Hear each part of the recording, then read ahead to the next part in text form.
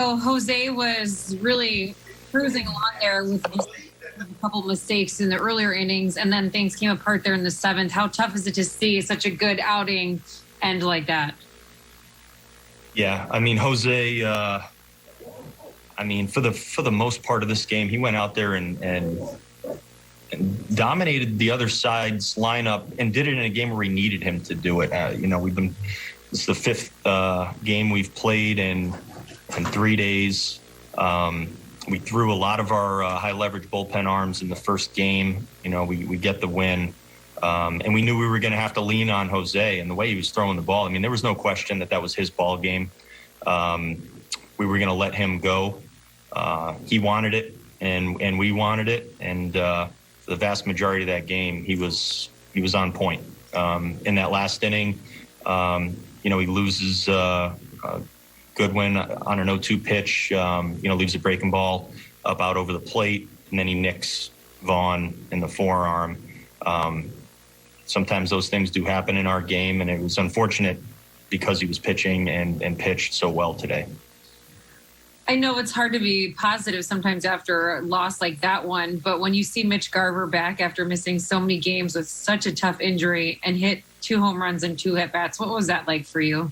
Yeah, it was, a phenomenal return to the lineup for Mitch. And, when you do miss time, especially with an injury that can give you some concern, that has to do wonders for his confidence, for just getting back into the swing of things. It's the big leagues. It's not that easy to go out there and do what he did cold, off of a few at-bats that he got on a rehab assignment. He came in, he looked great, the at-bats as a whole, not just the fact that he hit 2 balls really good. The at-bats as a whole that he gave us today were very good. He caught very well.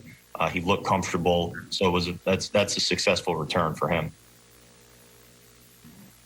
Hey, Rocco, after the second home run to make it 3-2, Jose struck out Abreu and came off the mound and looked pretty fired up. When you're going into your decision-making and you see that kind of body language and where the pitches are at, how much does that play into that decision? Oh, it matters. We talk to our guys, but we have to watch and observe everything they're giving off, and everything that Jose's given off tonight said, this is my game and I'm going to pitch, and let me hold on to this ball. I'll be honest, there was very little discussion today in this game of taking him out of the ball game early, or even in that final inning. We were going to let him pitch us to the end of that ball game.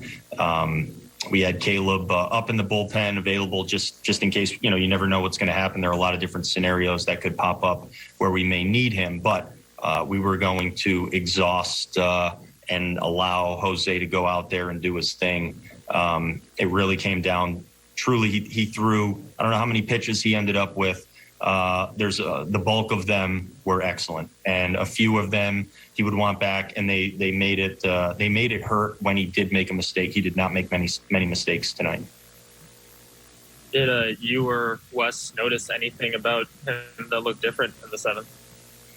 To be honest, no. He got ahead of Goodwin, and then just made a pitch that I bet he just simply would like to take back, and obviously we can't. But he spun a breaking ball that just stayed up in the zone, and he hit it. And then a fastball got away from him. There are other ways that could have all played out where, we're sitting here in a much better spot, having a much different discussion. But starting that inning out with 2 runners on base and then just yank, it really did come down to a few pitches, and he yanked the pitch that got away from Mitch, and then all of a sudden, we're sitting there in a predicament at that spot. But he's pitched his way out of spots like that many times before, and we gave him the opportunity to do it, and I would certainly do it again.